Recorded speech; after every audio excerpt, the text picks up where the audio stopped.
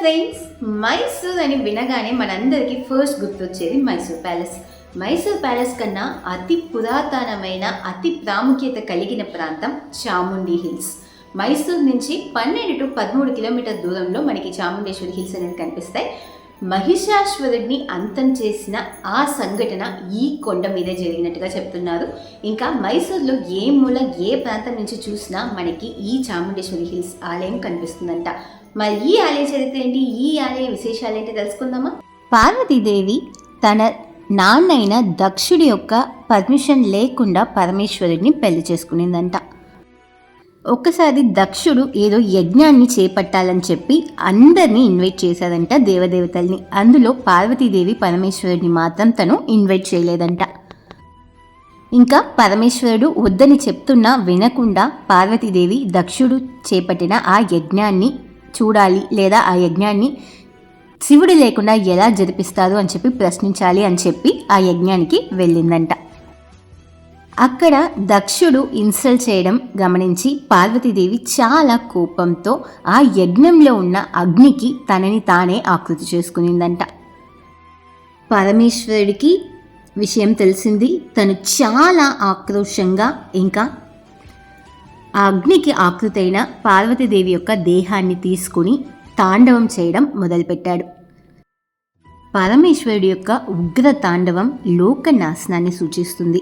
దీన్ని గమనించిన దేవదేవతలందరూ కూడా విష్ణువు దగ్గరికి వెళ్ళి పరమేశ్వరుడు ఉగ్రంతో కోపంతో తన ధర్మాన్ని దాటి చాలా ఆక్రోషంగా కనిపిస్తున్నాడు, ఇంకా తన తాండవం అసలు లోకానికి మంచిది కాదు, నువ్వే ఏమైనా చేయాలి స్వామి అని చెప్పి విష్ణువు దగ్గర మొదలుపెట్టుకున్నారంట. అప్పుడు విష్ణుమూర్తి తన సుదర్శన చక్రాన్ని విడిచి అమ్మవారు అంటే అగ్నికి ఆకృతైన అమ్మవారి యొక్క దేహాన్ని ముక్కలు ముక్కలుగా అయ్యేలా చేశారంట. అప్పుడు పరమేశ్వరుడు తాండవం చేస్తున్నాడు, ఇంకా అమ్మవారి దేహం ముక్కలు ముక్కలుగా అయ్యి వివిధ ప్రాంతాల్లో పడింది. అలా పడిన ఒక్కొక్క ప్రాంతము కూడా ఒక్కొక్క శక్తి పీఠంగా ఇప్పటి వరకు కూడా భక్తజనులు కొలుస్తున్నారు. అలాంటప్పుడు పార్వతీదేవి సతీదేవి అయిన పార్వతీదేవి యొక్క కురులు అంటే వెంట్రుకలు పడిన ప్రాంతమే ఈ చాముండేశ్వరి హిల్స్ అంటారు. 18 మహాశక్తి పీఠాల్లో ఈ ఆలయం కూడా ఒకటి. ఈ గుడి అయితే 12వ శతాబ్దం కాలం నాటిదిగా చెప్తున్నారు. అంటే ఎన్ని వేల సంవత్సరాలని దాటుకుని ఈ ఆలయం ఇంతవరకు కూడా చెక్కు చెదరకుండా ఆ వైభవం తగ్గిపోకుండా ఉందంటే ఆశ్చర్యంగా ఉంది కదా. అండ్ నేను గమనించినంత వరకు మైసూర్ ఇంకా కర్ణాటకలో ఆలయాల్ని రెనోవేట్ చేయడం అనేది చాలా ఫ్రీక్వెంట్గా చేస్తున్నారు. అంటే ఎప్పుడు చూసినా మనకి ఆలయం కొత్తగా రీసెంట్గానే నిర్మించినట్టుగా కనిపించడం విశేషం. హొయసాల రాజులు 12వ శతాబ్దంలో ఈ ఆలయాన్ని నిర్మించినట్టుగా తెలుస్తోంది. ఆ తర్వాత 17వ శతాబ్దంలోనే ఈ ఆలయానికి రాజగోపురం నిర్మాణం జరిగినట్టుగా తెలుస్తోంది. ఇంకా రాజగోపురం నిర్మాణం విజయనగర రాజులు చేసినట్టుగా చెప్తున్నారు. ఇంకా 1659వ సంవత్సరంలో ఈ ఆలయాన్ని అంటే ఈ కొండని చేరుకోవడానికి 1000 మెట్లని నిర్మించినట్టుగా తెలుస్తోంది. అంటే ఈ ఆలయానికి 2 మార్గాలు ఉంటాయి. మైసూర్ నుంచి ఏదో బస్ ఆటోలో మనం ఫుట్పాత్ అంటే మెట్లు ఎక్కకుండా హిల్ రోడ్ మీద ఘాట్ రోడ్ మీద వెళ్ళి ఆలయాన్ని చేరుకోవచ్చు, లేదా కాలినడక మీద మెట్ల మార్గంగా కూడా రావచ్చు. మెట్ల మార్గంగా ఈ ఆలయాన్ని చూసినట్లయితే 700 మెట్లు దాటిన తర్వాత మనకు ఒక అతిపెద్ద నంది కనిపిస్తుంది. అండ్ ఇండియాలో ఉన్న అతిపెద్ద నంది విగ్రహాల్లో ఈ ఆలయంలో ఉన్న నంది విగ్రహం కూడా ఒకటి. ఇంకా మహాబలేశ్వర స్వామి ఆలయం కూడా మనకి మెట్ల మార్గంగా వెళ్తే కనిపిస్తుంది. అండ్ ఇక్కడ ఉన్న నంది విగ్రహం అయితే 15 అడుగుల ఎత్తు, ఇంకా 24 అడుగుల వెడల్పున్న మెడతో కూడినది.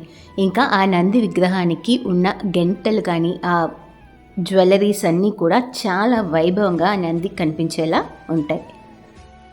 దొడ్డరాజ ఉడయార్ ఈ అతిపెద్ద నందిని ఆలయ మెట్ల మార్గం దగ్గర నిర్మించినట్టుగా తెలుస్తోంది.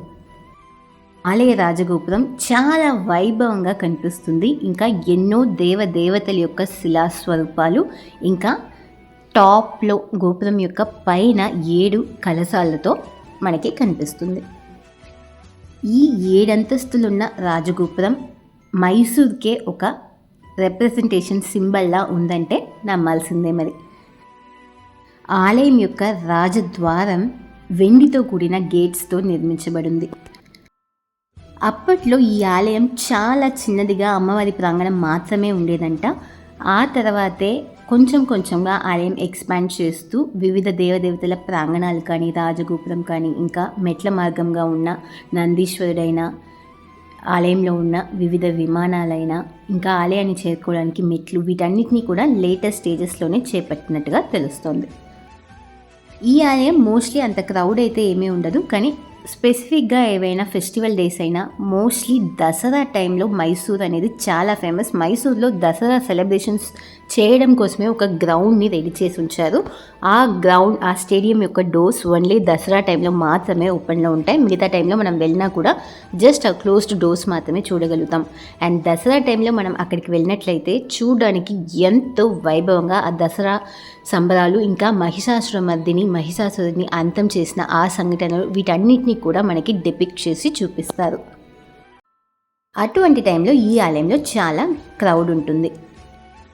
ఆలయాన్ని విజిట్ చేసేటప్పుడు మనకి నార్మల్ ఫ్రీ దర్శనం ఉంటుంది, లేదా మనం కొంచెం క్విక్గా వెళ్ళి దర్శించుకోవాలంటే 100 రూపీస్ టికెట్ ఉంది. మీరు 100 రూపీస్ టికెట్ తీసుకున్నట్లయితే మీకు ఒక లడ్డు అనేది ఫ్రీగా ఇస్తారు. అంటే దర్శనం అయిన తర్వాత లడ్డు కౌంటర్లో వెళ్ళి మనం 100 రూపీ టికెట్ చూపిస్తే వాళ్ళు ఒక ఫ్రీ లడ్డు పర్ టికెట్కి మనకిస్తారు. మనం లోపలికి వచ్చేటప్పుడు ఆ భక్తుల క్రౌడ్ చూసి అబ్బా వెళ్ళాలా, స్పెషల్ టికెట్స్ ఏమైనా ఉంటాయా అని ఆలోచించే టైంకి కరెక్ట్గా ఆ క్యూ ఎంట్రన్స్లో మనకి కొంతమంది నిల్చుకొని ఉంటారు. వాళ్ళైతే బ్రెయిన్ వాష్ చేస్తారు. అంటే 250 పర్ పర్సన్ ఇవ్వండి, మేము డైరెక్ట్గా అమ్మవారి ప్రాంగణంలోకి మిమ్మల్ని తీసుకెళ్ళి వదులుతామని చెప్పి ఇటువంటి థర్డ్ పార్టీ పీపుల్ చాలామంది ఉంటారు. సో కొంచెం కేర్ఫుల్గా ఉండండి. మనం ఈ ఆలయంలోకి ఎంటర్ అవగానే ఫస్ట్ మనకు కనిపించేది విఘ్నేశ్వరుడి యొక్క స్వరూపం. విఘ్నాలన్నింటినీ తొలగించే విఘ్నేశ్వర దర్శనం అయిన తర్వాతే మిగతా అన్ని దర్శనాలు చేసుకోవాలి అనేదాన్ని నిదర్శనంగా చూపిస్తున్నది ఈ ఆలయం. ఆ పైకి లోపలికి వెళ్తే మనకి నందీశ్వరుడి యొక్క విగ్రహం, ఇంకా అమ్మవారి యొక్క గర్భగుడికి దగ్గరలో హనుమంతుడి యొక్క స్వరూపం మనకి కనిపిస్తాయి. ఈ ఆలయాన్ని కొండ మీద చేరుకోవడానికి 1000 మెట్లు ఉన్నాయని చెప్పాను కదా. ఆ 1000 మెట్లు మనం ఎక్కితే మనం చేసిన పాపాలన్నీ తొలగించబడతాయి అనేది కూడా లోకల్ పీపుల్స్ యొక్క నమ్మకం. 1573వ సంవత్సరం చమరాజ ఉడయార్ అని చెప్పి తను ఈ ఆలయంలో అమ్మవారికి పూజలు చేస్తుండగా తన మీద పిడుగు పడిందంట. పడినంత మాత్రంలో తన వెంట్రుకలన్నీ కూడా కాలిపోయాయి. కానీ తనకి ఏ ఒక్క ఆపద లేకుండా తను బతికి బయటపడ్డాడంట. అప్పటి నుంచి చమరాజ ఉడయార్ని బోడి చమరాజ ఉడయార్ అని చెప్పి చాలామంది పిలుస్తున్నారు అన్నట్టుగా తెలుస్తోంది. కానీ పిడుగుని తట్టుకుని తను బయటపడడం అనేది కేవలం అమ్మవారి యొక్క శక్తి వల్లే అనేది భక్తుల యొక్క తీరని నమ్మకం. ఇంకా ఘాట్ రోడ్ ఫినిష్ అయ్యే టైంకి మనకి ఆలయానికి బయట మహిషాసురుడి యొక్క శిలాస్వరూపం కనిపిస్తుంది. తన చేతిలో పాముని ఇంకా ఒక కత్తిని పట్టుకున్నట్టుగా దర్శనమిస్తాడు. చాలా పెద్ద భారీ విగ్రహము కూడా. కఠిన తపస్సు చేసిన మహిషాసురుడు బ్రహ్మ దగ్గర ఒక వరాన్ని పొందాడంట. అంటే చావకుండా ఉండే వరం అడిగినప్పుడు బ్రహ్మదేవుడు అది కుదరదని చెప్పడంతో సరే త్రిమూర్తుల చేత నా అంతం ఉండకూడదని చెప్పి వరం తీసుకున్నాడంట. కానీ బ్రహ్మదేవుడు అయితే మహిళల ద్వారా నీకు అంతం అనేది కలుగుతుంది కదా అని హెచ్చరించినప్పటికీ మహిళల్ని చాలా తక్కువగా అంచనా వేసిన మహిషాసురుడు అదేం కాదులే నేను చూసుకుంటా అని చెప్పి కేర్లెస్గా ఉన్నాడంట. ఇంకా మహిషాసురుడు పొందిన వరంలో ఉన్న లోపాన్ని గుర్తించిన పార్వతీదేవి తను దేవదేవతలందరినీ ఇబ్బంది పెట్టడం గమనించి ఇంకా దేవదేవతల దగ్గర ఉన్న అన్ని ప్రత్యేక శక్తుల్ని తనలో తీసుకుని అమ్మవారు మహిషాసురుడు ఉన్న ప్రాంతానికి చేరుకునింది. ఇంకా మహిళే కదా తనని తీసుకురండి, నేను తనని మనువాడతానని చెప్పి మహిషాసురుడు చాలా కేర్లెస్గా తన మనుషులతో చెప్పాడంట. అమ్మవారిని పెళ్లి కోసం ఒప్పించాలని ఎన్నో ప్రయత్నాలు చేశాడు, అన్నీ ఫెయిల్ అయ్యాయి. ఇంకా లాస్ట్కి అమ్మవారిని అంచాలంటే తనతో యుద్ధం చేయాలని చెప్పి బాణాన్ని విసిరాడు. అంతతో ఇంకా అమ్మవారు తన యొక్క శక్తులన్నిటినీ ఒకటి చేసి తనని అంతం చేయడానికి పోట్లాడింది. దాదాపు 10 రోజులు ఇద్దరు కూడా యుద్ధం చేశారంట. మహిషాసురుడు ఏనుగులా మారితే అమ్మవారు సింహంలా మారి తనని అటాక్ చేసిందంట. ఇంకా పాములా మారితే అమ్మవారు కత్తితో తనని అటాక్ చేసిందంట. ఇంకా లాస్ట్కి ఒక గేదెల స్వరూపాన్ని మార్చుకుని అమ్మవారి దగ్గర అంతమయ్యాడు మహిషాసురుడు. శూలంతో అమ్మవారు మహిషాసురుడిని అంతం చేసింది. ఈ చాముండి హిల్స్ నుంచి పైనుంచి కింద చూసినట్లయితే మనకి ఎంటైర్ మైసూర్ యొక్క బర్డ్ వ్యూ కనిపిస్తుంది. లలితా మహల్ ప్యాలెస్ అయినా మైసూర్ ప్యాలెస్ అయినా మనకి ఈజీగా కనిపిస్తాయి. గర్భగుడిలో అమ్మవారు కూర్చున్నట్టుగా 8 చేతులతో మనకి దర్శనమిస్తుంది. ఇంకా మార్కండేయుడు శ్రీచక్రం కూడా మనకి గర్భగుడిలో కనిపిస్తాయి. వాటిని కూడా మనం దర్శించుకోవచ్చు. మైసూర్ రాజుల యొక్క ఆస్థాన దైవంగా ఈ చాముండేశ్వరి అమ్మని చెప్తారు. ఆలయం ఉన్న ప్రాంతం, ఇంకా ఆలయం యొక్క ఆర్కిటెక్చర్, ఆలయం యొక్క రెనోవేషన్ వర్క్స్ చేసిన విధానం, ఆలయంలో ఉన్న శిలా స్వరూపాలు, వీటన్నిటిని చూస్తే కనులకి విందుగా ఉంటుంది. ఇంకా ఈ ఆలయం నుంచి ఒక 5 కిలోమీటర్ దూరంలోనే జ్వాలాముఖి అమ్మవారి ఆలయం ఉంది. అంటే చాముండేశ్వరి అమ్మవారి యొక్క చెల్లిగా చెప్తారు.